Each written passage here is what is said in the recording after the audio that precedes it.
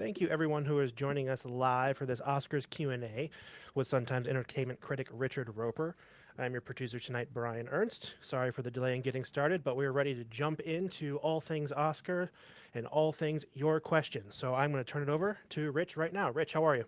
Thank you so much, Brian. And thanks to everybody who has joined. This has become an annual tradition on the Friday before the Academy Awards. And we've got, I think, an all-time record response, not only for the Q&A and the chat tonight, but for the Beat the Critic contest, where you get a chance to whoop my behind on your Oscar ballot. And we had a great time last year. The winners got to see a little film called A Complete Unknown. So it turned out that we picked a real good one that they got to see a few weeks before everybody else. So what we're going to do here is what we've done every year. I'm going to just give you guys some of my last minute thoughts. I do have a change in my prediction. I can't change my ballot. I never change my ballot once I fill it out, but I just want to let you guys know my feelings about where we're at. And we're going to talk a little bit about, this is obviously a unique year because of the tragedy of the fires in Pacific Palisades and elsewhere in Southern California. There was some conversation about perhaps not doing the Academy Awards or pushing them back. They canceled the luncheon. They pushed back some of the nomination dates. But I'm glad they're going forward, and I'll get into that in a little bit. So again, your reminder, it's the 97th Annual Academy Awards. That's pretty amazing when you think about it. One of the great art forms, not just for America, but for the world. 97th Academy Awards. They'll be on ABC as they have been for a very, very, very, very long time. But they're also going to be on Hulu. First time streaming. And we've seen that now become a trend. Some of you, I'm sure, watched the SAG Awards, the Screen Actors Guild Awards, and you had to have Netflix to watch that. We're also seeing live sports and other things on the streaming services. This is the way of the world. And you could see it on ABC.com and the ABC app. So there are a myriad of ways that you can watch the Academy Awards. It's still cool because it's in more than 200 countries live. And I love that.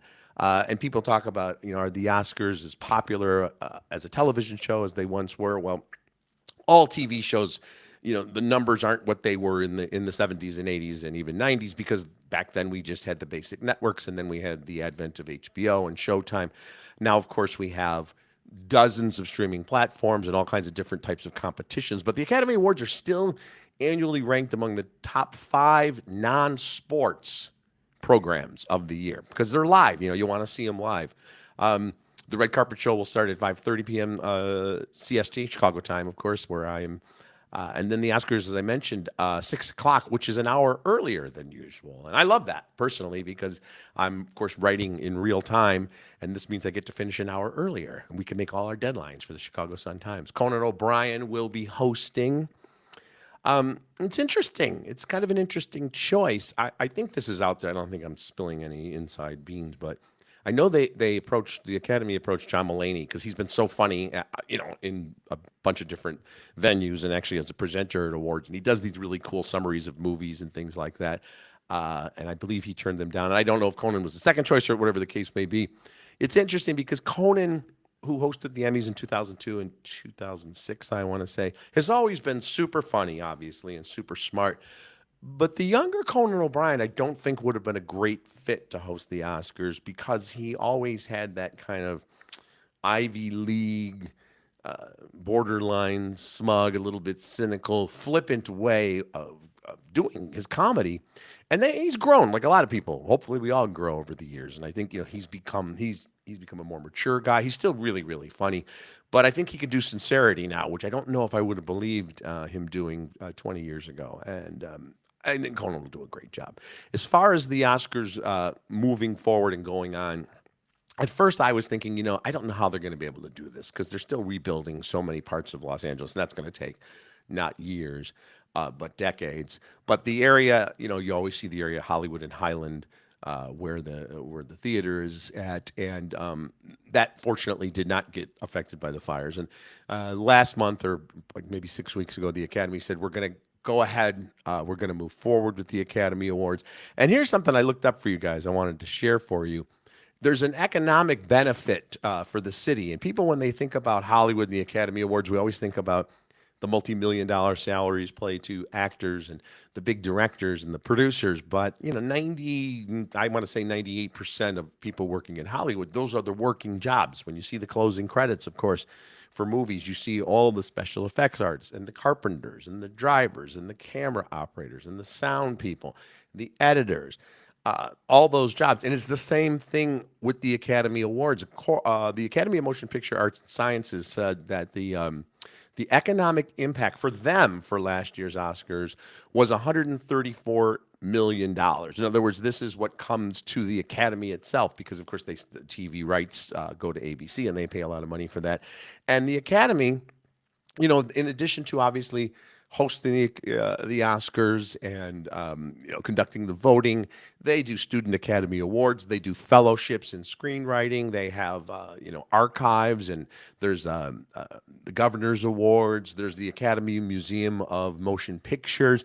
So it's the Academy is a year-round thing, and that funding keeps them going. And then there's the other thing. There are scores of small businesses in Los Angeles that get a real boon, and a lot of them really need it more than ever now. We're talking, of course, you think about it, they got to build the sets. So you have carpenters and electricians and engineers and you name it, bricklayers, all kinds of things, for building sets. And then you have florists, of course, for all the things, limo and car services, the hotels, the stylists, the restaurants, the caterers, the security companies, designers, jewelers. There's a lot of people who make a lot of money. So it pumps another $100 million or so into the Los Angeles general economy, which is a huge thing right now, more than ever again. So all of this, I think, really points to the fact that I'm glad they went ahead with the Academy Awards. I want to talk a little bit about some of my predictions, and then we're going to take questions. You guys submitted some amazing questions, and I just got a late question from a reader named Tim, who was asking, and this is a great question. Before we get into some of the predictions, but Tim wanted to know if they just had 5 nominees like they did back in the day. Now there are 10 nominees for Best Pictures. Which 5 movies would have made the cut? That's a great question, because it's cool that there are 10 Best Picture nominees, but every year there are like 5 pictures that really, the honor really is being nominated. So I think this year, Anora and The Brutalist and Conclave, I'm Still Here, and Emilia Perez would have been the 5 nominees. The other 5 films, all very good. They get to promote their movies. That's part of the deal here. Academy Award nominated Best Picture for re-releases in theaters, for home video viewing, all of that, helps the business. So those are the 5 I think that would have made the cut. Now, I'm not going to go through all the categories. You guys can go on suntimes.com and you can see my ballot and you can fill out your own ballots. And we're not going to get into who's going to win Best Animated Short and all that. But I do want to revisit the big 5, if you will, the 4 acting categories, and of course, Best Picture. Now, for a long time, it looked like The Brutalist was going to win everything. It had that Best Picture look. Even though it's not a biopic, it felt like it, and it deals with serious issues, and it's very stylish, and it's 3 hours and 35 minutes, and it's got great performances. But the Best Picture race and the acting races, all the Academy Award races, are kind of like political races. Once in a while, you'll get an upset winner in a couple of primaries, and then things kind of change. So in this case, we saw Anora picking up a lot of momentum. You get all these precursors. You have the Independent Spirit Awards and the SAG Awards, which I mentioned, Producers Guild, Directors Guild, Critics' Choice, all kinds of awards. And Anora's been picking up a lot of momentum. And the other one is Conclave. So now I think, although my ballot says The Brutalist, and I'm sticking with my ballot in terms of my official predictions, but I'm telling you guys, in case you haven't filled out a ballot yet, or, listen, this is just the way I feel now. I think Anora's the front runner, but I wouldn't be. And I liked Anora a lot. I don't think if it wins, it's not going to be one of the most memorable Best Picture winners of all time. It's a small, dark, gritty film.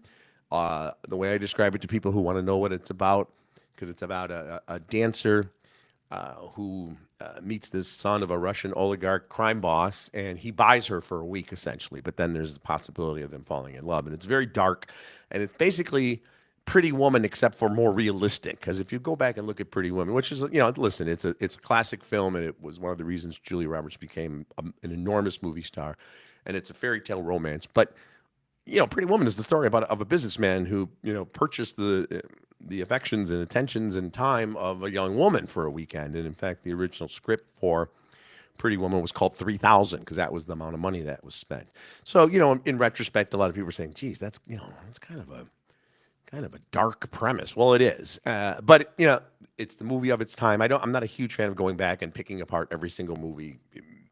They reflect the times they were in. Some of it is not necessarily something that would be done today or approved of today, or accepted today. But Honor is kind of like the dark side of Pretty Woman. The thing about Conclave, which again is not a film I loved. I thought the plot twists got more and more melodramatic and soapy, and they added too many.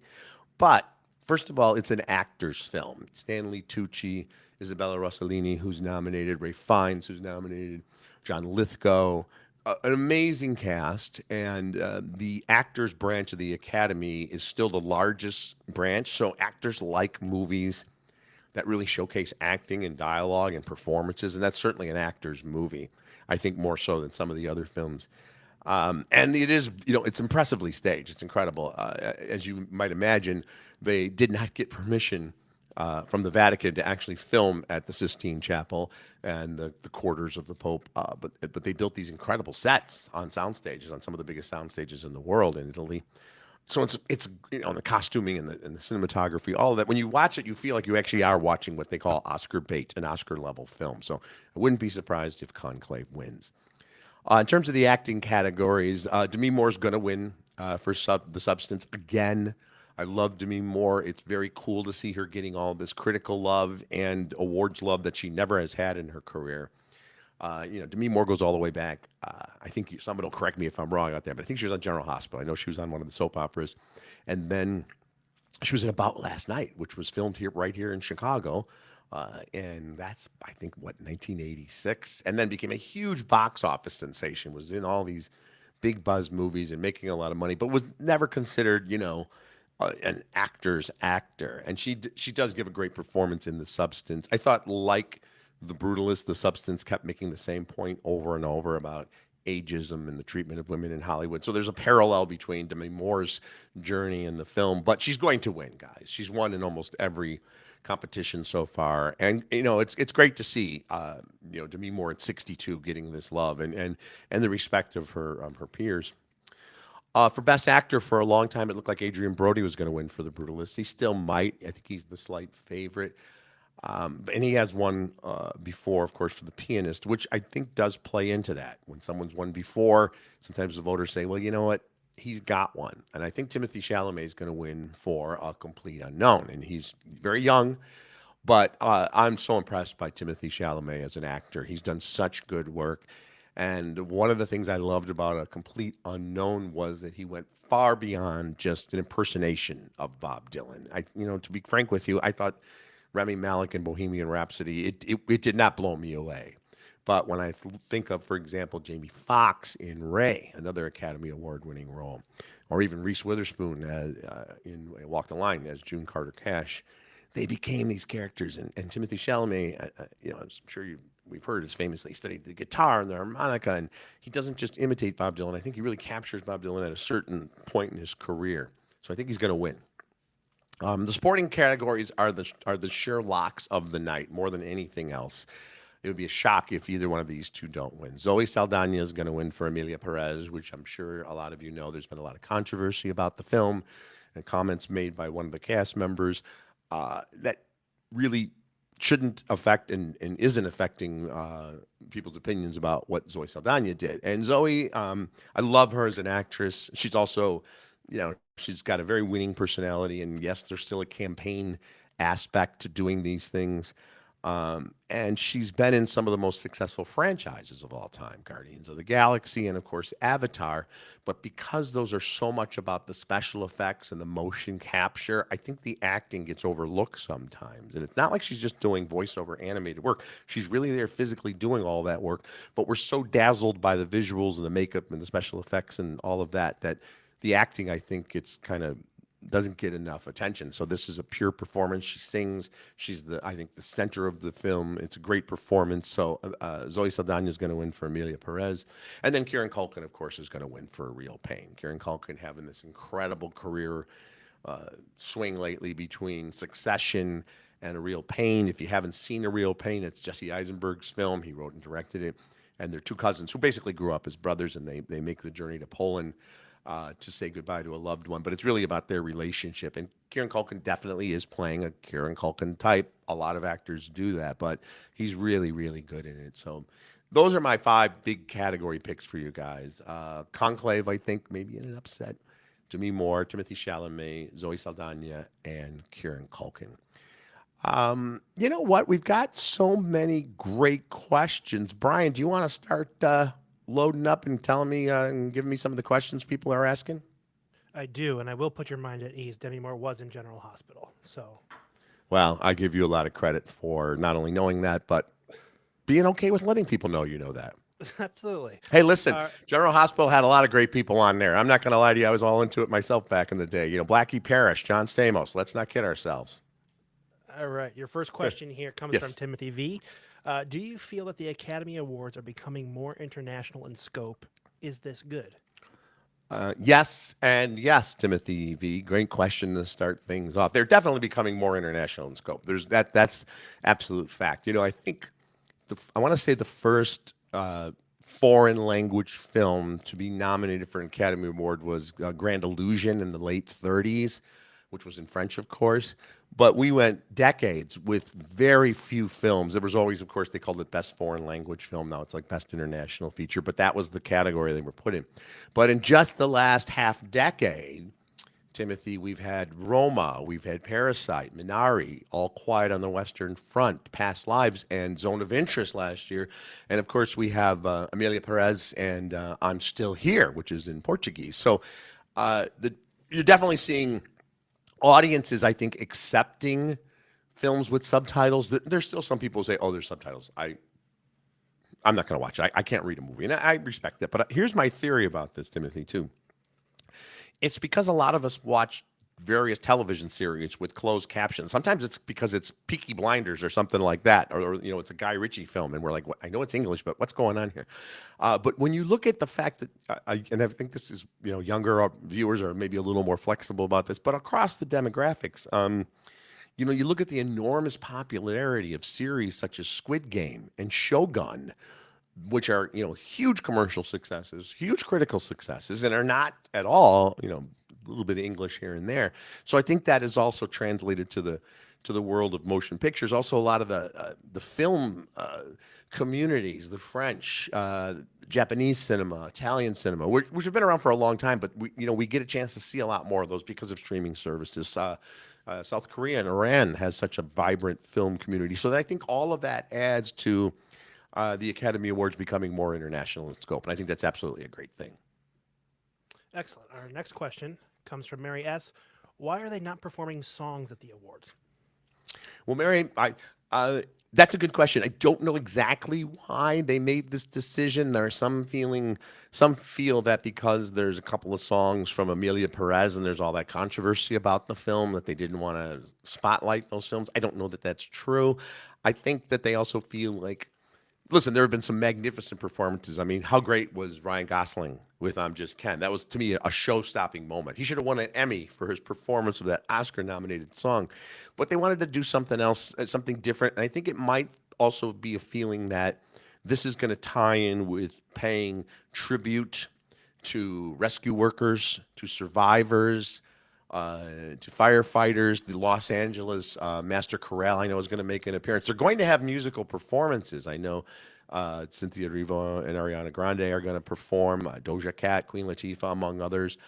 But I think we're going to just see, I think they feel like a lot of times people are like, oh, these songs are just going on forever. And the truth is, with a few exceptions, we don't usually know the songs. Like with A Star Is Born, we knew the songs, if you had seen the movie, but a lot of times it's songs that play over the closing credits. With Amelia Perez, they were actually part of the musical number itself. So I think they also feel that for the general audience at home, they don't know the song. So I think they just wanted to change it up.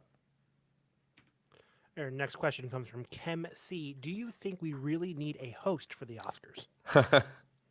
Ken, no. The answer is, and I say that with all due respect, we talked a little bit about Conan O'Brien. They have had some periods. In fact, just a few years ago, and partially this was because of COVID, but they also, I think it was 2019, 2020, and 2021, they didn't have any hosts. And they I know in the late 60s and early 70s, there was a move away from that, and there were no hosts. And they would just have people come out, and they've done it at other award shows. There was also a trend for a while where they had group hosts. My favorite is in 1958 when David Niven, James Stewart, Jack Lemmon, Rosalind Russell, and Donald Duck were the guest hosts. And I wouldn't mind seeing Donald get another shot at it. But Ken, especially with the Academy Awards, Steve Martin has talked about this, and I know Jon Stewart. They said, the first 10 minutes are yours as the host, and that's why Billy Crystal was so good. You come out, and that's when you've got the audience. Everybody's kind of jazzed up for a big evening. As the night goes on, you have people in the audience who have won and just want to go party. You have people who have lost and just maybe kind of want to go home, and you got people who are getting hungry and tired and want to go to the bathroom. So it's a tough audience live. So do we really need a host? No. My answer to that is I think Conan will do a great job, but I don't think we really need a host for the Oscars. And our next question comes from Kelly O. When the stars arrive on the red carpet, do they go directly to their seats and sit there until the show begins? Or is there a space where they mingle before they take their seats? Well, I love that, Kelly. I attended, I think, 8 Academy Awards, covered that for the red carpet and did reports from there. And I can tell you this, it's very interesting because I mentioned the red carpet show that you're going to see for about a half hour. And of course, some of that is recorded stuff. But the attendees for the Academy Award, the Dolby Theater, where the Oscars are held, has a capacity of about 3,300. That's a big crowd, right? Everybody who gets invited, Academy members, nominees, top stars, producers, you get to bring a guest. So that's about 1,650 Academy members and a guest. The Academy membership is almost 11,000. So just because you're in the Academy, you don't get invited. But the red carpet has its hierarchy just like everything else in show business and in business. So you notice that a lot of the big stars arrive the latest, and there's this rush. And it was really kind of funny because I would see this where 10 minutes before the start of the Oscars, half of the nominees were still on the red carpet hugging each other and greeting, and all these poor people with clipboards who are working for the Academy are trying to, it's like herding cats, trying to get people to go into the Dolby Theater because it will start on time. It doesn't start late, and everybody has to get to their seats. So, and they usually do it. In terms of, is there a spot where they can mingle before they take their seats? Yes, there's a green room that Rolex actually sponsors it. Why not, right? And it's bigger than a room. It's off limits to the press. Sometimes they'll show cameras on the Academy Awards. You'll see people. It's a bar, and a seating area. And that's for presenters and nominees and probably some of the bigger stars. So they can go there. And that's why they have, I'm sure you guys have heard of seat fillers, where if somebody gets up, especially in the rows that are right in the front that you're going to see on camera, people who are in tuxes and gowns, like extras in a Hollywood movie, will sit there as seat fillers. So there is a spot where they can mingle. And there are some people I know, I shouldn't name any names, but there are some stars who, other than the moment where they're going to be on camera in their seat, maybe present, they spend almost all the time in the green room. Great question. Our next question comes from Doug H. Do you think, as I did, that the second half of The Brutalist was about half as good as the first half? Yes, I do think that. I thought and for people who don't know, The Brutalist is 3 hours and 35 minutes. It actually has an intermission. I personally believe all movies should have intermissions, even if they're 90-minute animated films, because you can go out and get some popcorn or beverage of your choice and go to the bathroom and stretch your legs and get excited. So they had an intermission. The opening half of that movie was fascinating because we were getting the story of this architect who, survivor of the Holocaust, who comes to America to pursue the American dream and falls on some hard times, but then starts getting some breaks and becomes an architect of renown. And then we get our intermission. And then a lot of the second part of the movie, it started off very promising. And then there's this extended sequence where they go to Italy to purchase marble for this building. And that's where I thought, honestly, Doug, that the movie fell off the rails. That's why I gave it 3 stars. I didn't love it like most critics did. And again, it was like they kept making the same point. We've seen this with several movies this year and there's a particular scene, if you've seen it, you probably know what I mean, that I thought was absolutely kind of cruel and sadistic, not just in terms of what the character does, but for the movie-going experience. I don't think we needed it, and it took us into a different place. I thought it was a big misstep. So, yes, I do think that the first half was much better. All right, our next question here comes from Kate C. The last scene in Anora left me thinking about it for weeks. What are your thoughts on Anora and that scene in particular? I did love Anora. I thought for what it wanted to be, I mentioned Pretty Woman. It also has kind of that frantic, unsettling feeling of uncut gems where so much is happening over a short period of time and characters' lives are in danger. One of the things I loved about Anora was in almost, I'd say 90% of action movies, and this isn't an action movie, but it has some crime elements. The thugs, the henchmen, they're always these robotic killers, who are all look like ex-military and they're all perfect with their machine guns and all that kind of stuff. And here they're kind of a little bit bumbling, and it's sort of just their job working for this Russian mobster, and they're worried about returning the car so their wife doesn't get mad at them in the same shape they got it. I think it's more maybe a little bit closer to realistic. The last scene, I don't want to give too much away for people who haven't seen the film because I hope you do, but it's a moment where Mikey Madison's character, there's an act of kindness by another character, a gesture of true kindness, and she responds to it in the only way she knows how, which is sort of like what she does for a living, and then that goes a different direction. It's emotionally draining, but I kind of was left with a little bit of hope for her character that maybe she's decided that this is not the life she wants to lead and she's going to do something else. But you're absolutely right. It was a devastating ending in terms of just the impact of it. Next question from Jody S. Is the Best Actress Oscar Demi Moore's, or does Fernanda Torres have a shot? Well, as I mentioned, I do think Demi Moore is going to win. Fernanda Torres in I'm Still Here, and we're talking about films in foreign languages. She's playing a real life character from the late '60s and early '70s. Eunice Paiva, who's her husband was a politician who disappeared and turned out later that he had been murdered. And she went on then to study law and become a great advocate for human rights and campaigning to open military dictatorships in Brazil's closed records. Became a real hero, championing the rights of indigenous peoples.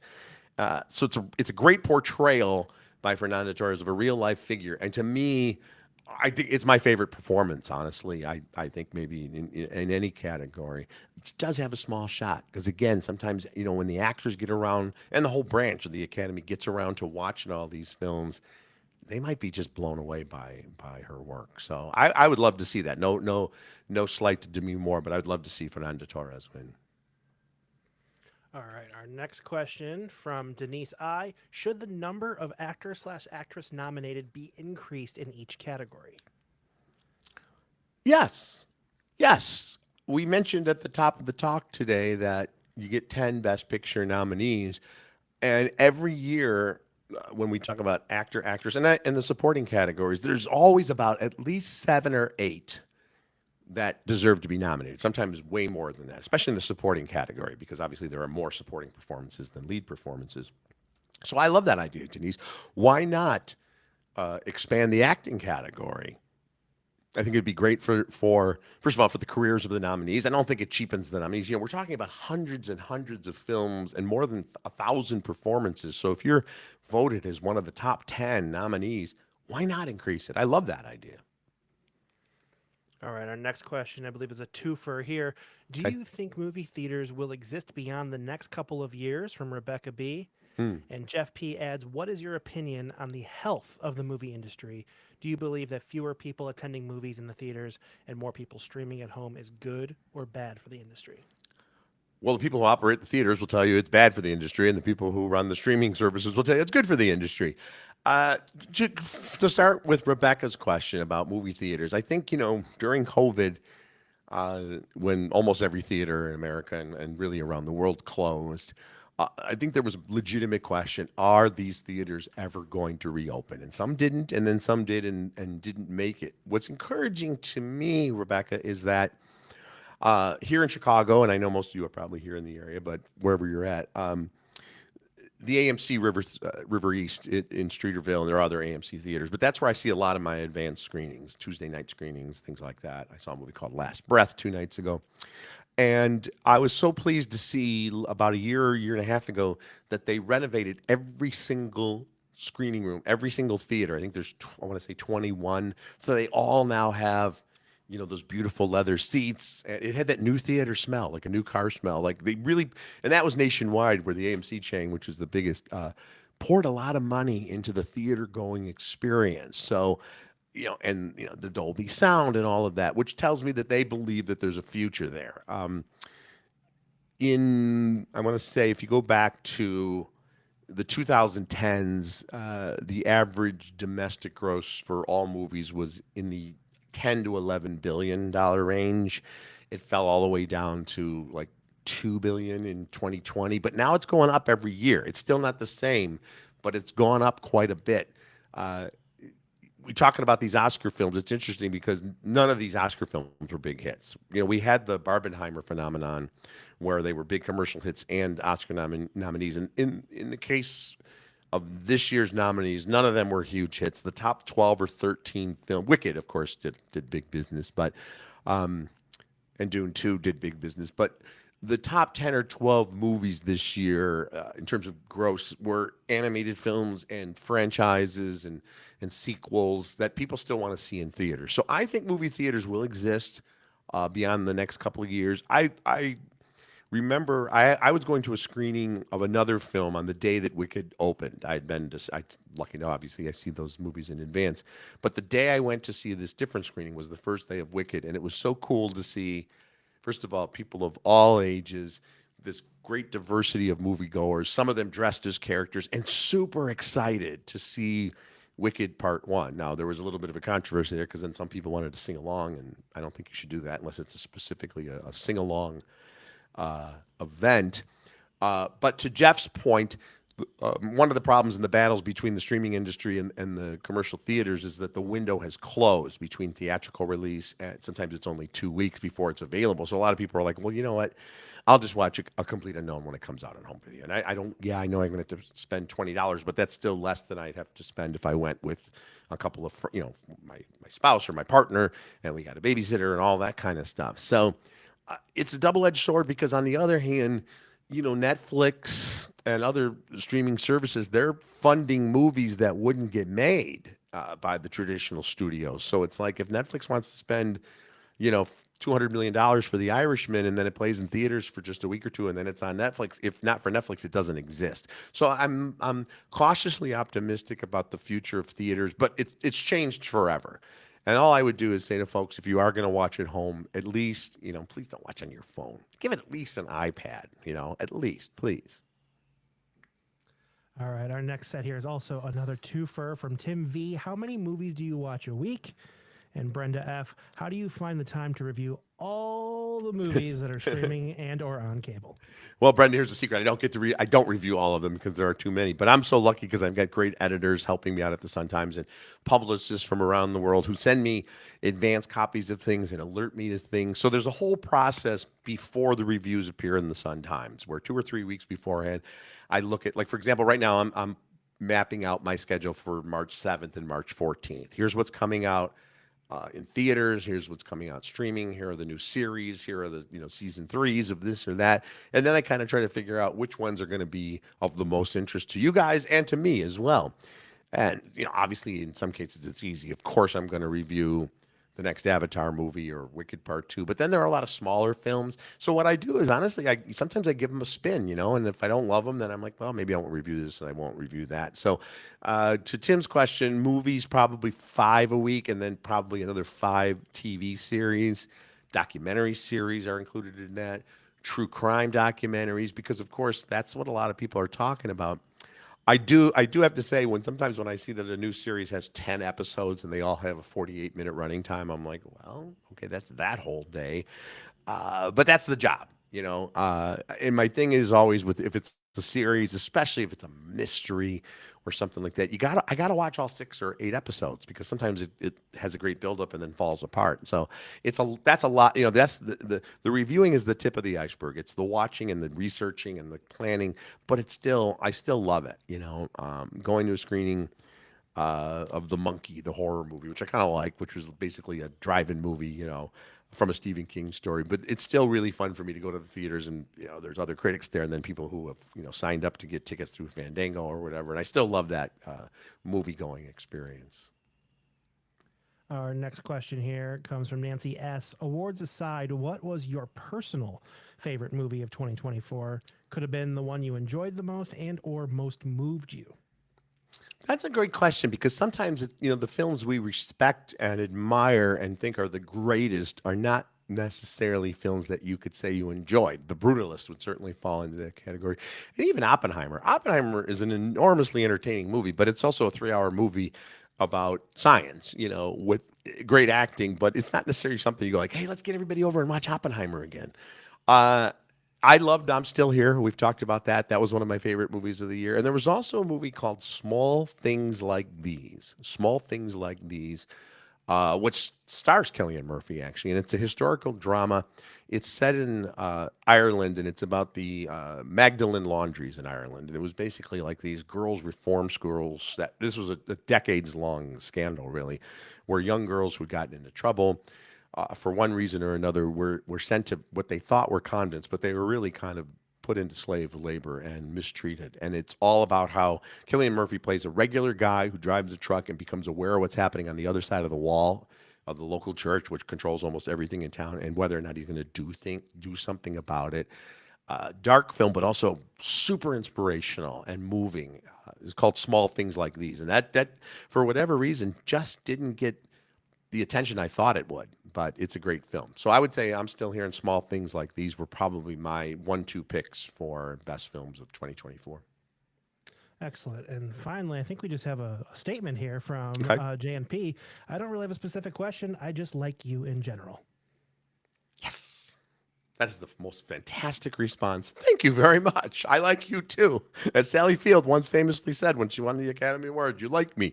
You really, really like me. Thank you very much. Very nice. Well, Brian, I think that that's a great note to end things on. I want to thank everybody who tuned in, if you will.